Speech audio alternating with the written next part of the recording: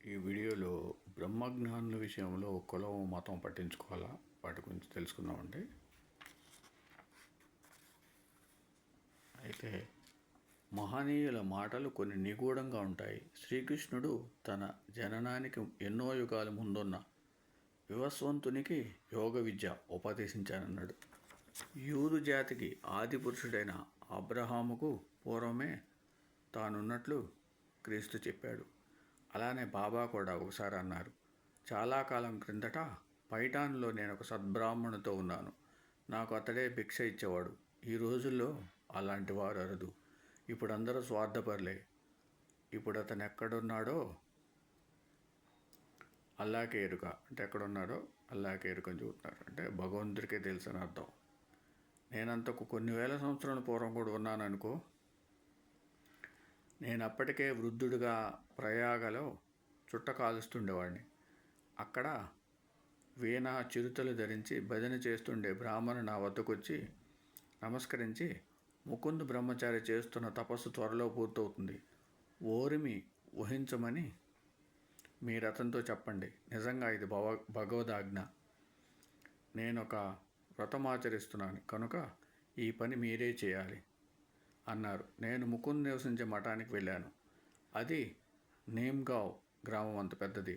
ముకుంద్ అతని శిష్యులు నేను ముస్లింనని తలచి, మేమిక్కడ అనుష్ఠానం చేసుకుంటున్నాము. నీ రాక వలన ఈ మఠం అపవిత్రమైంది.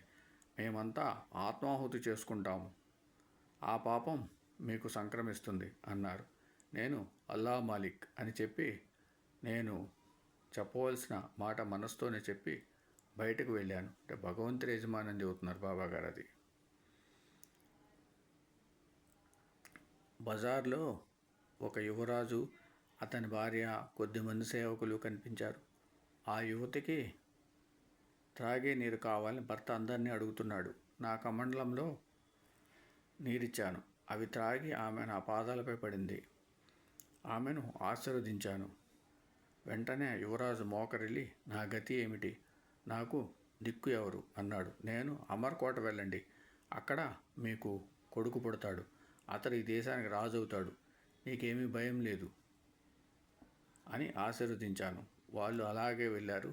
వారికి పుట్టిన బిడ్డడి పేరు జలాలుద్దీన్ మొహమ్మద్. అతడే తర్వాత అక్బర్ చక్రవర్తిగా కీర్తికెక్కాడు. అంతా భగవంతుని కృప. బాబాగారు ఏది చెప్పినా సరే 100% జరుగుతుంది, అందులో ఎటువంటి సందేహం లేదు.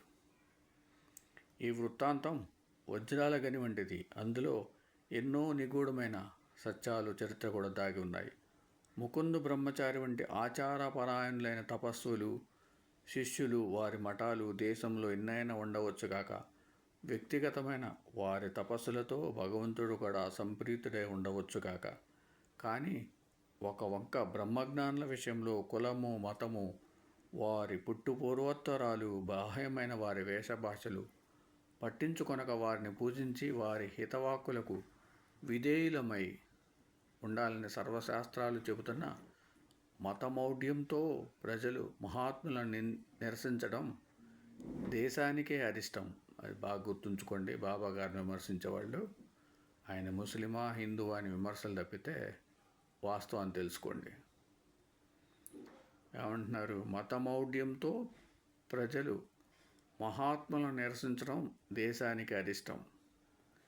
ఒక వంక ముకుంద్ యొక్క ఈ వైఖరి గురించి చెబుతూనే సాయి మరొక వంక తాము చుట్టకాలుస్తున్నా కూడా ఒక సద్బ్రాహ్మణుడు, భగవదాజ్ఞను పొందినవాడు కూడా తమకు నమస్కరించారని చెప్పారు. ఈ పరమ సత్యానికి చరిత్రలో లెక్కలేని తార్కాణాలున్నాయి. మతద్వేషంతో సాటి మనిషి అయిన రాజకుమార్తెకు త్రాగడానికి నీరు కూడా నిరాకరించడం దైవ నిర్ణీతమైన ధర్మానికే కళంకం. మానవులు ఏ దేశస్థులు, మతస్థులు అన్న ప్రమేయం లేకుండా సాటి మానవుల పట్ల, మహాత్ముల పట్ల ప్రేమతో ధర్మబద్ధంగా నడుచుకుంటే దైవకృప లభిస్తుంది. లేకుంటే దేశానికి పతనమో పరాధీనమో తప్పదని సూచించారు సాయి. మహాత్ములకు మధ్య బాహ్యాచారాలకు, మతభేదాలకు అతీతమైన ప్రేమానుబంధాలుంటాయి. కనుకనే సాయికి ఆ సద్బ్రాహ్మణుడు నమస్కరించాడు. అంతకుముందు పైఠానులో ఒక సద్బ్రాహ్మణుడు సాయిని తన ఇంట ఉంచుకొని నిత్యము ఆయనకు భిక్షనిచ్చేవారట. ఓం సద్గురు సాయినాథ్ మహారాజ్కి జయ. ఓం సద్గురు భరద్వాజ్ మహారాజ్కి జయ.